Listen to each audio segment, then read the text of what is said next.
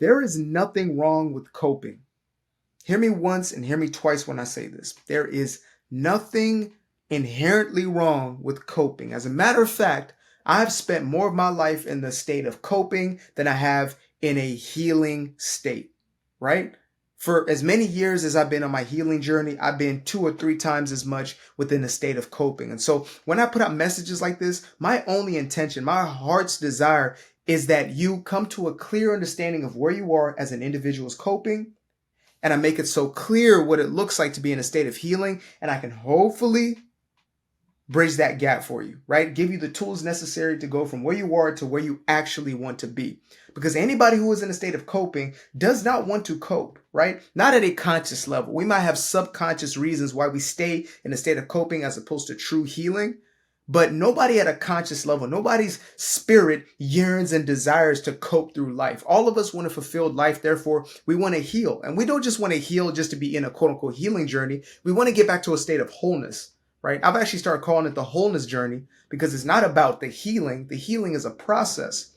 The healing is supposed to lead to a state of wholeness. We have greater fulfillment, greater joy, more life within this physical experience. So that being said, let us get into this issue of coping versus healing. Now, I want to start with coping because coping is the one that most of us are most familiar with, right? And to be honest with you, most of us think we're in a state of healing when we're actually coping. Now, what exactly is coping? I'm glad that you asked. In my definition, coping is when you avoid, or a tool that you use in the avoidance of healing, or a mechanism that you use in order to avoid facing something directly and dealing with it, right? So instead of me, let's say, dealing with those feelings of insecurity, I may just start to gain more muscle mass, right? Or I will start to work on my finances and my career as a way to compensate for the insecurity. Not truly dealing with the insecurity, but instead masking it with something else. Now, that example is a healthier version. What are the healthiest probably versions that you can get of a coping mechanism?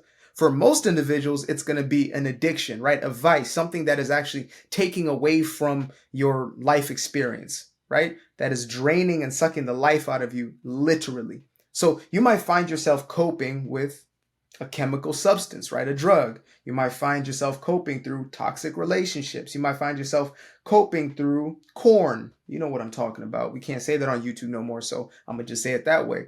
You could find yourself coping in a multitude of different ways, but they're all tools used for the very same reason. They are used as a means to avoid actually confronting whatever it is that we're truly dealing with. And when I say dealing with, I'm talking about those internalized traumas, right? Those memories of past, those thoughts and emotions that we hold on to from, in most cases, childhood and even before, right? In our infancy, the initial programming that we got as infants that we then carry along with us into adulthood and we don't heal from. If we don't process those properly, we will spend a lifetime coping. Now, one of the greatest analogies or stories that was used to kind of depict what coping looks like in real life was actually shared with me by my co-host of the Healer Circle podcast. Shout out to Maha. And she told me a story that was in one of Michael Singer's books, right? Phenomenal author. I've actually been seeing so many people with this book lately. I think there's a shift going on. There's some things going on in the atmosphere. Anyway, the story was of how this individual gets this thorn stuck in their arm. And instead of removing the thorn and allowing themselves to heal from that wound, they start living a life where they compensate for it. So they create clothes with holes in that very place, right? They go out and they make sure to always walk with their left side as opposed to their right side so they don't bump into the thorn that's sticking out. When people are in their company, they tell the people, don't point out the thorn, don't talk about the thorn, don't look at the thorn does not exist, right?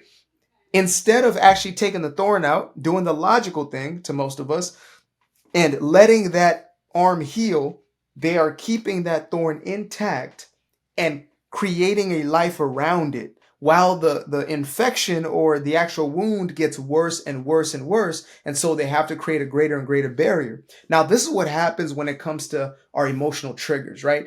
Emotions are nothing more than an indicator to something that's going on within our own psyche. So when you have a negative emotion, it's like, a check engine light, beep, beep, beep. check me. Well, there's no beeping sound on a check engine. It's just flashing. So it's a check engine light flashing, letting you know that there's something that is going on that is unchecked, right? That is it. It's as simple as that.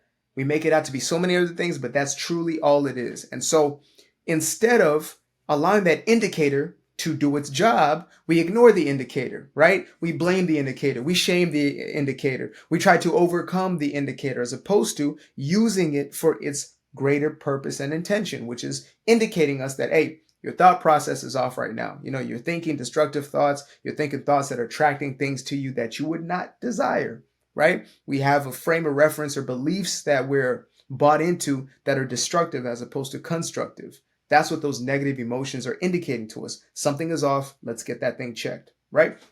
So when we're in a state of coping, we're forever denying, forever rejecting, forever neglecting those aspects of ourselves that are yearning for our attention. Whereas when we get to a state of healing, that is confronting the thing honestly and even objectively, right? So let's think about the same wound. Instead of allowing that wound to then fester into an infection, you actually remove the thorn, which is painful, right? At first, removing the thorn is going to be painful. And you might still feel the pain after you removed it, but then now you can actually deal with this wound accordingly. And so you'll start to put disinfectant on it if necessary, but nature knows what it's doing. But nevertheless, with the modern day advents, let's say you're using some sort of rubbing alcohol, hydrogen peroxide, or hopefully something that's more naturally based, right? And then you put a Band-Aid on it, or you wrap it around, right? Depending on how big the wound is. And then you allow nature to do her work. Simple as that. That is the healing process. It is the acknowledgement and then allowing nature to do its job. That's the part that I feel many of us in the spiritual space, healing space, whatever you may call it, sometimes don't go deep enough about, right? There is an element of just natural process, because the healing is wholeness. It's going back to wholeness. Your arm was always like this, right? When there is that infection, it means that it is in disharmony. It is in dis-ease. It is out of ease. Therefore, when you allow nature to do its job, when you allow your body to do what it naturally does, when you get out of the way of your body wants to heal, right? When you stop putting all these toxins into it, stop throwing, these gallons of sugar into your system that are doing nothing but destroying your immunity, etc. When you stop doing those things and you get out the way, you actually start to heal. And that is the most natural place for the body to be. That is the most natural state for us. And so we really have to start understanding or being honest with ourselves. I think it's even more than understanding. It is an honesty, right? We want to say that we are healed because we don't want to look at the things. And so that's actually a mechanism for coping. You'll say to yourself, well, I've healed or I've moved on from that, but you've actually never processed it, right? And that's not how the subconscious works. The subconscious mind will remember, it will store everything, right? And if you have perceived traumas, if you have memories that are stored as traumas, it doesn't matter how far you try to run, they will always be with you. And that's why it is essential for us to actually do what we now call the shadow work, right? Now, I'm not a believer that we must persist and continue to dig up old buried bones.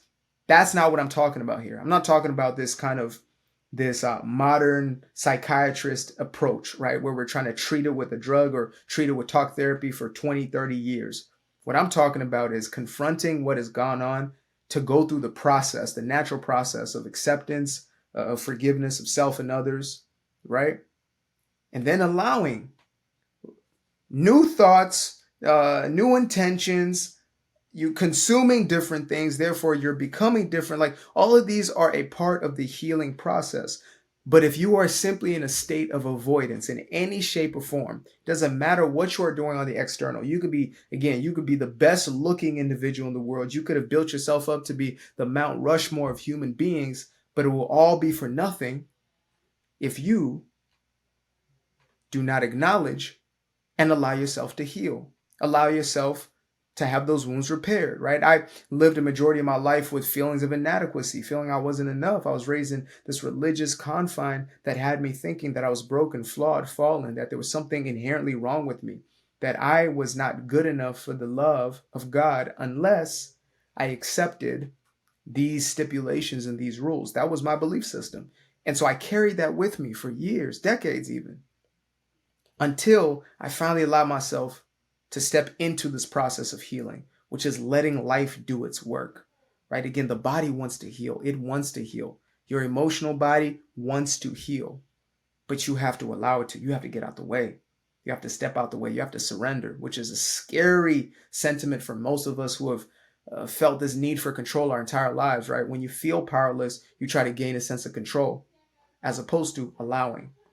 And that is, I believe, the longest journey any of us will ever travel, is the journey from where you are to a state of surrender and letting go of that control and seeing life do its true work. I'm in it right now, right? I'm not on a soapbox. I'm not on some pedestal. Don't put me on a damn pedestal.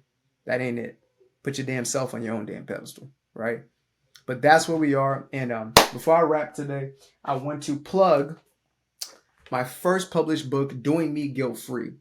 Now, again, it's up to you whether you get it or not. I'm not really here to sell you on this, but I do know that this is a powerful piece of work and it will revolutionize your life. Every person that has read it so far has actually opened it up and read it, has said this thing is a game changer for them in one way or another. So Doing Me Guilt-Free, I will leave the link in the description below. You will be getting the smaller version, like the paperback version. This is just my Reader's Digest version, which will not be on the market anymore. But yeah, I'll make sure that you get the small. I'm actually waiting for my smaller version too, because I got the original manuscript. So some of my people already got their what they call the A5 version, the smaller one. So shout out to everybody who's already ordered your copy. Much love, appreciation, peace.